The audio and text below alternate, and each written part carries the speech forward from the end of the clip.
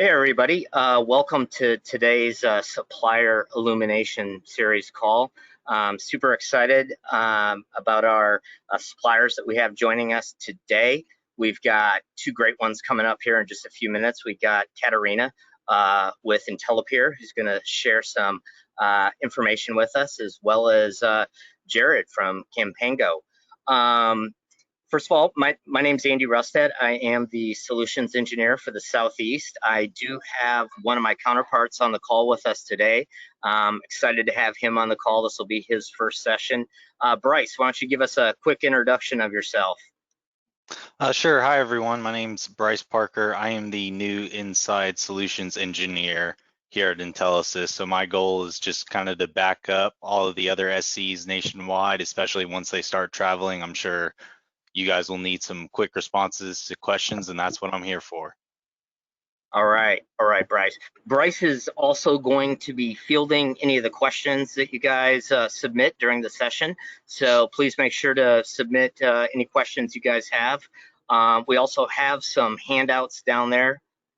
Please make sure you download those as well.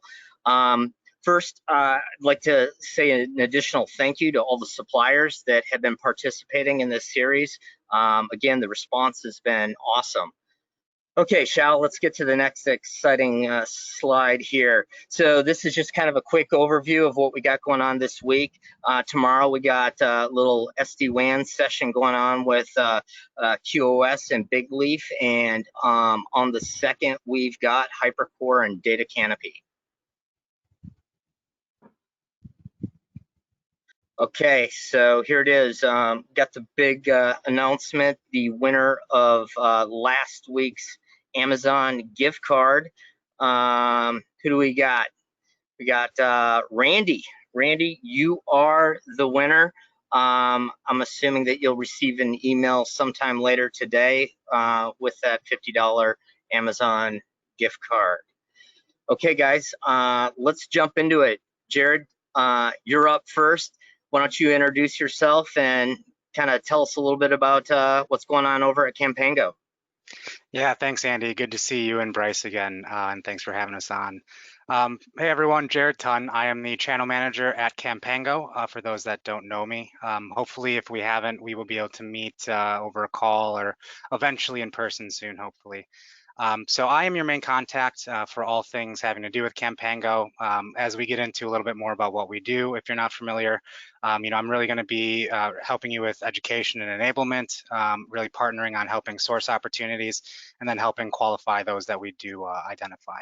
So looking forward to being here and talk a little bit more about Canpango today. Nice. Well, why don't you tell us, who is Canpango and what do you guys do?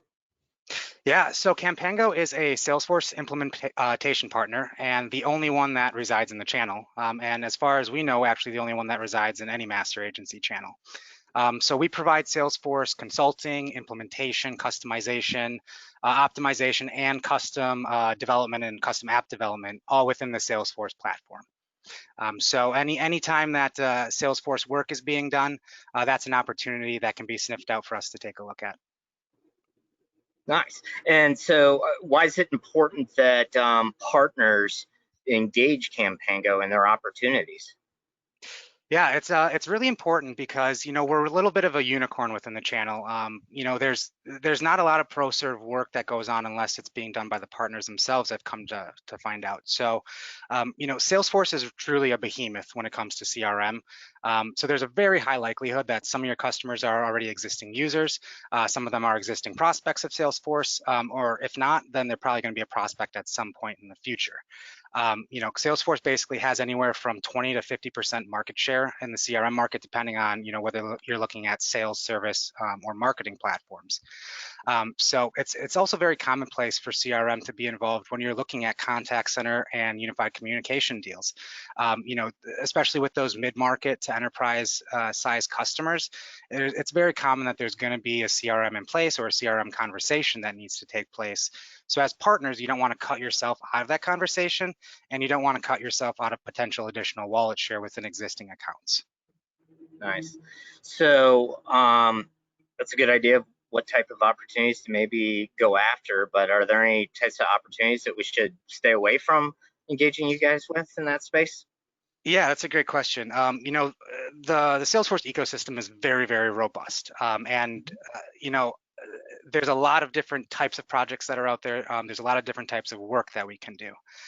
So we really do work in two ways. It's through project work or through managed services contracts, where we're really providing just kind of administrative services or bucket of hour contracts for companies to use our services ad hoc as they need. So really when it comes to that project work, the smaller stuff, the stuff that Salesforce dubs quick starts, where you really have a limited number of users, you're using mostly out of the box functionality. Basically, if there's no integrations involved, there's no customization, it's not going to be a great fit for us, basically because of the way that we approach and our methodology. There's going to be some other partners that we could even recommend that would do it well for cheaper. And we always want to make sure that we're looking out for the partner and their customers at the end of the day. In addition to that, there's a couple niche Salesforce clouds that we don't really touch, health and life sciences cloud and financial services cloud. But that's not to say we don't work with companies in those industries. We have nearly 40 projects completed to date just in healthcare and finance. So it's just kind of looking at some of those niche cloud products that Salesforce has, but we really touch the bulk of the core products that they have. All right. So also, there's a lot of implementation partners that Salesforce has in their ecosystem. What is the biggest differentiator between Canpango and some of the others that are out there? Yeah, I love answering this question because there truly are, well over 1,000, if not several thousand Salesforce implementation partners out there globally. Some are one-person shops, some are, the Accentures and Deloittes of the world. So, we fit in that middle area where we really see ourselves as a boutique firm that really hones in on taking a consultative approach to every project and managed services deal that we do. And we do that by the way that we build out our teams and the processes that we take from pre-sales all the way through post-implementation. So many shops will just say, okay, here's, one or two, technical assets, you got 150 hours, project's done, good luck, see ya, here's the keys. We really take a approach that puts a well-rounded team in place. So you're going to have a project manager, business analyst, solutions architect, and implementation specialist. And then if there's custom work that's needed, we're going to get our very capable development team involved as well. So we really provide that full approach that provides a customer with a really great, well-rounded experience, because we hone in on those initial discovery phases of that project to make sure that we're not just that we're not just measuring twice and cutting once, we're measuring 100 times before we cut. Because with Salesforce projects, there's a lot of complexities involved. There's a lot of potential for issues to come up or for additional scope to be found. So we want to make sure we're highlighting that from the get-go and making sure that we're not getting any hiccups along the line. So we really don't provide solutions for our customers. We work with them. We work with the stakeholders, users of that platform. We really will figuratively or literally sit with someone for a day in the life of their work, because we want to make sure at the end of the day we're getting a platform that really hits the roadmap and goals that customer has, because at the end of the day, that's going to increase their customer satisfaction and it's going to increase adoptability. And then the last thing I'll say is that we've completed nearly 1,000 projects to date. And for a firm of our size, that's quite sizable. So our sales and delivery teams have basically, they've likely come across the issues and pain points that customers are seeing. So allow us to use that vast wealth of knowledge to pull from the experience we have, to pull from the situations where we've already come up with solutions that have worked in the past and we've seen great ROI to help address those customers' needs. All right. So I understand you have a case study that you want to share with us. Would you mind giving us a little background on that? Yeah. I thought this would be a great time to highlight one of our recent wins. So this was a channel, sourced, opportunity from about a year or so ago. The initial conversation started. A large enterprise property management customer out of Texas that was really having a ton of issues with poor case management, no integrations between their customer service platform to other solutions or any other department platforms they were using. They had a lack of reporting ability and visibility into all their customer data. And at the time, they had 150 different offices on various disparate systems that needed to be centralized into a contact center. So this initially started out as a contact center RFP that the partner that we worked with, Lam Technologies, basically quickly realized it was evolving into something bigger. The net benefit to the customer there is, we bring in, and I'll leave the contact center provider, nameless to remain agnostic here, but it quickly evolved into realizing that there was a greater opportunity here than just the MRR from that contact center. So basically, it made the partner immediately stickier within the scope of this project. So what we did is we ended up winning that deal through a competitive bid process with 2 others. And the reason that we ended up winning out in part was because they discovered that there was already Salesforce Sales Cloud in use by the sales team. And they discovered that the contact center solution in play in Salesforce was the only one out of any of the proposals that had native integrations. So it wouldn't require much custom development or coding. So we ended up winning out that deal, and what it led to was a singular powerful platform for that customer for all sales, customer service, lead management, workforce management, and marketing functions. So they have real-time insight into all activities and reporting on their calls, and then seeing those deliverables, their sales team was able to do quicker follow-ups. And really the net benefit to the customer here is, in addition to that MRR they're receiving from that contact center solutions provider, they were able to add, over the course of 7 phases, nearly $400,000 in ProServe that they were comped on from Canpango. And with a 20% comp plan in place for us, that can lead to some sizable revenues to add to their bottom line. And I just want to kind of share a quote quick from Pablo Romero from Lam Technologies about this. He said, "This is actually one of the most complex projects I've ever worked on in my life. If it wasn't for this contact center provider and Canpango, it would have been an anecdotal situation. But thanks to you guys, we were able to raise a trophy together." So I love that quote. I think it speaks to the power of having a unified team, through the channel, addressing all those various solution pain points that customers are seeing. And this is just a great example of it in that role that we play. Very nice. So let's do this. How about, I'd like to ask you a question about uncovering opportunities for partners. So, most of the end users that we deal with and our partners are out there dealing with in the field are using something for their CRM. What kind of questions should they be asking to potentially help uncover opportunities to engage Canpango on? Yeah, that's a great question. And I will preface it by saying that, we have a ton of great collateral that helps enable partners, with those qualifying questions, with things to look for. So if people want to get more in depth in that, please reach out to me. I can send you plenty of stuff. We can just hop on a call and have a frank discussion. But really, I think, especially around that service piece, when you're looking at service departments, customer service departments, especially with field teams, are their agents able to satisfy, client requests in the field? Are they able to, add on and make a sale? Are they able to upsell or cross-sell as a team when they're on customer service calls? And that plays into that integration ability. When you have your sales teams and your customer service teams and your marketing teams on a unified platform, and you have that single pane of glass in your customer history, you're able to provide that. So look for, whether there's disparate systems, if they're using a contact center and they're using maybe a CRM and nothing's talking together, nothing's connected. That's a great opportunity for us to have a conversation.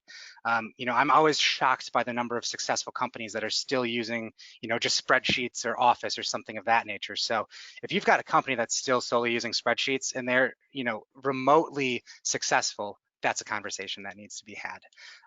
And there's plenty more, but again, these are ones that I don't want everyone to have to jot down, scramble to jot down. So please just get in touch with me. I got plenty of stuff I can send you.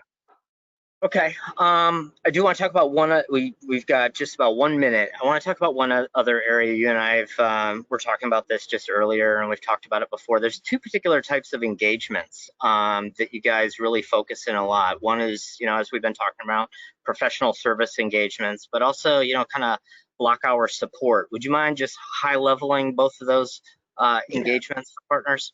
Yeah, absolutely. So like you said, our work really falls into two buckets: project work and managed services work. So that project work is when we're really coming in, and usually one of three ways. We're either standing up a new Salesforce platform from scratch, we are optimizing and improving an existing platform for Salesforce, or we're doing a migration from something like Zoho, HubSpot, Zendesk to the Salesforce platform because they either don't like it or they've outgrown the functionality. So that's the project work that we're generally going to be sitting there about 50K minimum all the way up to 7-figure deals as far as pro serve is concerned. And then there's our managed services contract, which is really great for smaller customers or customers that don't need a ton of work, where they can basically have bucket hour contracts to say, okay, here's 40 hours over a month, or here's 10 hours a week over the next 3 months. However they want to structure that, we're very, very flexible. And then you basically just have our rate card, and you can pull from any of Canpango's technical assets to address those needs that they have. So it's kind of based into that project work and kind of the administrative service contract work. Nice, nice. Jared, thanks a lot. Really appreciate your participation here today. Katarina, you're up. We have got Katarina from IntelePeer. Katarina, why don't you introduce yourself and just kind of tell us a little bit about what's going on over at IntelePeer. Sure. Well, hello, everyone. Thank you for the opportunity to participate. I am part of the channel team with IntelePeer. I support the new acquisition efforts of our partners and agents within Florida and Georgia. So I'm excited to be as an added resource along with the entire team of IntelePeer to, getting some more revenue for both partners and us. A little bit about IntelePeer. I think probably majority of the audience knows us as a reliable SIP provider. We started over 15 years ago as a company that provides cloud-based technology, and we started as what I like to call it carrier's carrier. So we provided an IP network that really fueled digital transformation for the carriers back in the day when they were transitioning their outdated connections to a voice-over IP network. As we were moving away from that wholesale market, we made a decision to make our reliable and cost-effective solutions available to the enterprise directly. So we made that shift and made a huge impact in the industry, not just from a cost perspective, but definitely from a reliability and network capabilities as well. We never stopped innovating. We never stopped really expanding the portfolio of products. Innovation is in our core as a telecommunications provider. So it led us to our platform as a service a couple of years back here, as a toolkit that we've made available for our customers. So as a provider, we really believe that business communications are meant for more than just simple interactions. We know that enterprises demand cloud-based technology that's software driven. It's really focusing on the build your own approach type of solution versus kind of implementing a canned solution for one use cases with an organization. Businesses tend to really enjoy and like implementing solutions that allow them to integrate more communication channels that are out there in creating a unique operational process or communications capability with their customers. So our platform as a service, or CPaaS 2.0 solution, as we like to call it, also, it really does just that. Enables our enterprises today to integrate these existing channels of communication like voice, API access databases or applications, ready-to-use applications, texting, social media channels, into creating their custom solutions, right, that will achieve a desired outcome that is unique solely to their organization. So customization is key with our newest product, which is our platform as a service. No, that's great. I mean, you guys have definitely been, one of the leaders in the SIP space for years, and over the past year or so, CPaaS is just, I mean, we're hearing about it every day, and you guys are definitely a leader in that space as well. So would you mind taking a couple minutes to kind of tell us, in this kind of COVID-19 world, what types of applications are you seeing companies start to reach out to IntelePeer for solutions on? Absolutely. We'll definitely see a major shift. I mean, just to mention some of the stuff that is now becoming a normal, right? Work from home initiatives, everybody has already kind of replaced that and put plans in motion that maybe were on pause for a very long time, but now they're implemented. Customers and companies really need to, more than ever, communicate effectively with their employees and their customers.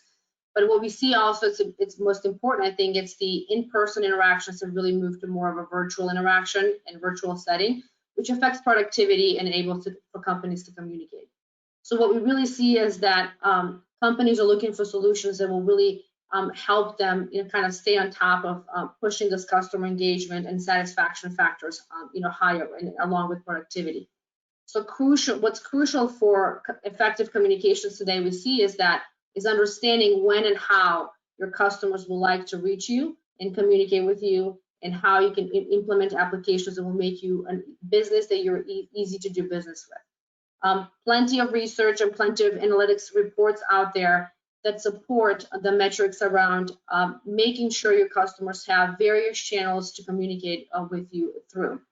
So metrics like, companies having between 1 and 5 channels of communications see an increase of customer satisfaction by 50%. But the biggest impact is really seen by companies that implement 8+ channels of communications with their customers and employees, and see a 90% increase of customer satisfaction. So those are numbers that a lot of our customers are seeing and really trying to pivot by using technology and solutions that will help them implement that. And on the flip side of things, that is kind of really happening now for a couple of years, it's really important that businesses are looking for solutions that will help them reach their customers where they're at. So integrating SMS is a crucially important part in having it be a segment of the communication strategy for businesses. We can't deny the metrics around open rates, respond rates with SMS, especially in comparison to email. We're definitely pushing towards supplementing email with SMS. So all of these capabilities and needs that the businesses are craving today are really natively incorporated into our Atmosphere platform as a service solution that they can take advantage of and customize. Nice. Exciting stuff. So I understand you also have a story that you'd like to share with us about a client that you guys assisted with their digital transformation initiative. Tell us a little bit about that. Absolutely. Definitely like to share a success story in the medical pharmaceutical field. It's important, how we've helped this customer. They're a huge presence in the field. They represent and manufacture drugs. They're extremely important to all of us, and especially with focus on some cancer recovery patients. They came to us initially to really kind of just do a little discovery around their current cloud IVR solutions that they had in place. We quickly discovered that there's absolutely no self-serve options or outbound services available to them and to the agents that were partaking in addressing some initiatives around sharing information with their patients. All of the interactions to this company came via an inbound call to the call center.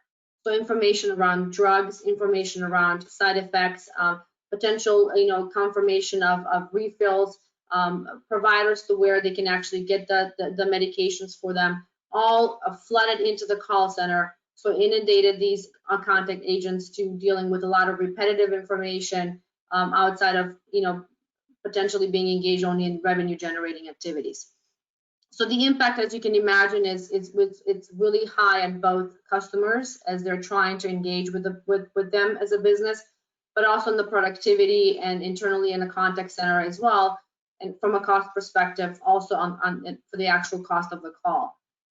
Customers waiting long times, in queue to get information that could simply be delivered via a different channel, but then agents are being fatigued because they're simply just going through the motions of just providing these repetitive, frequently asked questions and information.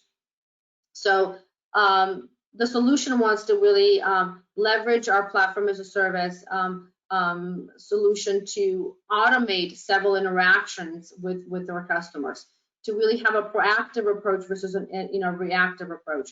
So using something like IBM Watson chatbot to deliver clear message to the patients in regards to maybe side effects or maybe changes with their drugs or maybe interactions with other drugs that they're already taking.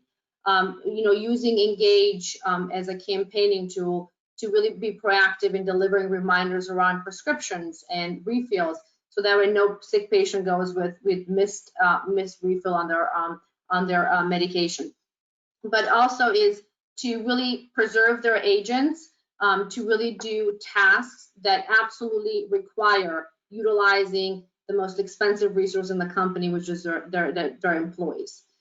So the benefit, as you can imagine, was win-win for both sides. By automating some of these requests and providing self-serve options for the customers to grab that information on demand, the customer satisfaction factors skyrocketed, right? Providing some call deflection and automating some of those frequently asked questions deflected calls from the contact center agents, and then let them focus on expanding the market and focusing on interactions that absolutely needed their interactions. So overall, boosted customer experience and brand loyalty by just providing automation that went a long way throughout the department in the company. Nice. Can you tell us a little bit about how your technology may compete actually with UCaaS or CCaaS? Great question, and I love addressing this. I want to preface here that we're not in the business of replacing UCaaS or a CCaaS solution. In many cases, we actually complement them as they're already in place or in an existing infrastructure. We definitely see UCaaS as more of an obviously collaborative tool and communication tool internally for a company. And while contact center solutions provide on some level omnichannel interactions through a platform, definitely lack the customizable fact that platform as a service has. We at IntelePeer concentrate on embedding workflows on a macro level in our organization. So various use cases in various departments versus just focusing potentially just on contact center. In some cases, we may start with the contact center, infusing automation, infusing some self-serve, potential outreach that the contact center in place lacks, as an example. But then that will definitely open the door of embedding this automation, AI, and some automated processes within other departments like marketing, HR, finance, anything else that could potentially benefit from the implementation of these new services. In addition to that, I like to always say, especially for our partners when they're trying to make the differentiators between CPaaS, UCaaS, and CCaaS, is that CPaaS stays away from a static list of features, functionalities, and capabilities. Right? We focused on really creating unique ways and customizing resolution to certain problems that are unique to a certain customer. So what we've implemented in customer A may not be relevant for customer B, but we can definitely make something customizable for their need and for their objectives. Cool. So in light of what's going on these days, and we all know what we're talking about there, our partners are starting to come to us with clients that are looking for new technologies that are going to make an immediate impact on their business and the way they support their clients. Can you tell us about some areas that IntelePeer can help with that?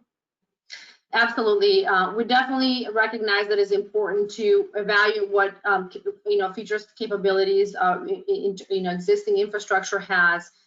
Selecting and vetting a solution that complements that existing technology is imperative. It will keep the company on track for adapting to the ever-changing landscape around pandemic today, or really another instance tomorrow. No need to really look for solutions that will require additional cost around hardware or potentially ripping and replacing what is already there.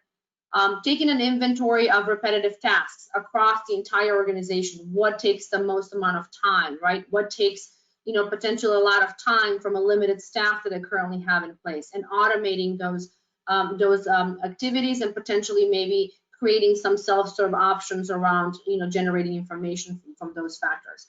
And also really thinking about SMS. It has to be a part of a communication today. It's one of the easiest way to really boost your communication strategy and then have a proactive approach in delivering information to your customers. Okay, so we're almost at the end. question around uncovering opportunities. What type of questions should our partners be asking to uncover opportunities for IntelePeer? Absolutely. I think it's really understanding, just with any other solution, understanding their business objective. What are they trying to do, right? Are we trying to improve customer experience, maybe deliver better operation processes, or maybe increase revenue? Once we tackle that, we can understand of how potentially we can go in and further address those needs. Understanding what's in place from an infrastructure perspective, or from a solution perspective, that doesn't drive the results towards what their objective is, right? Really vetting if SMS has ever been part of their discussions around communication strategies in the past. If they vetted a certain product, are they open to opening those additional channels as ways to communicate with our customers? Understand what other departments within the company can do, and then also the ways they can benefit with automation. There's really no restrictions on what CPaaS can do. I mean, it's really can do very simple tasks to very ambiguous and very specific process involved tasks around certain customers.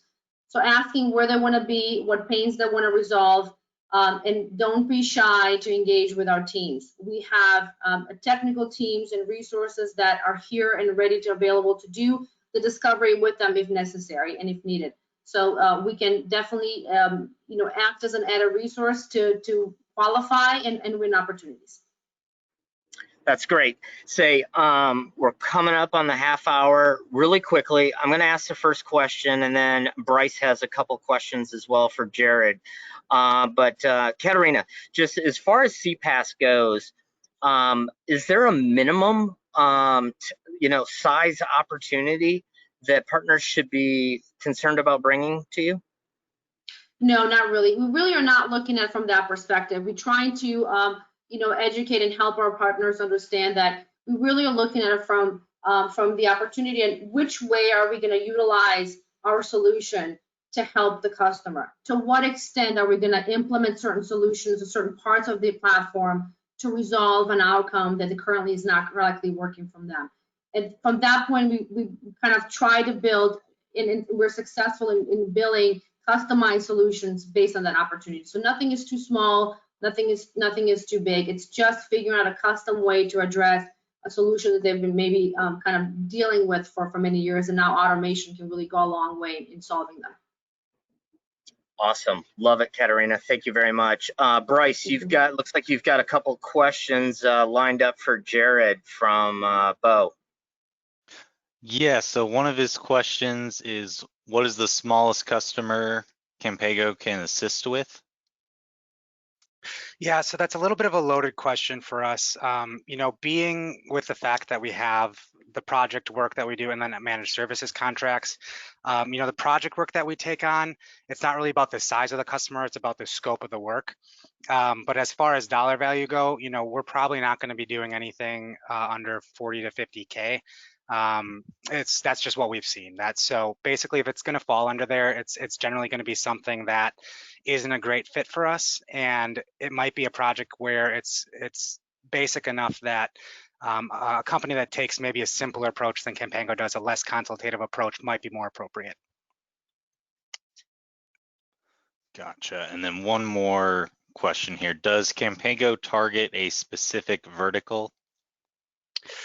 Great question. So we have numerous industrial verticals where, manufacturing, high-tech, professional services make up probably about 60 to 65% of the work we've done.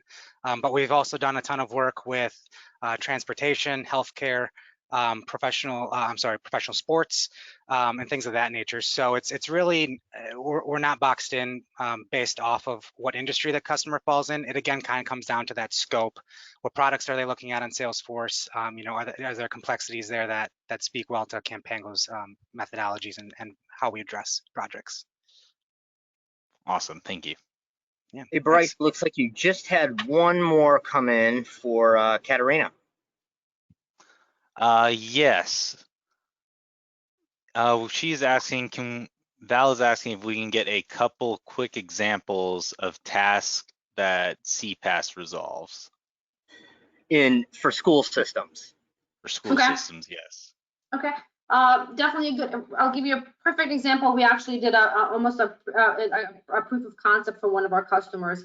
The school was tasked to delivering messages to parents when it comes to attendance with their children and students in the school.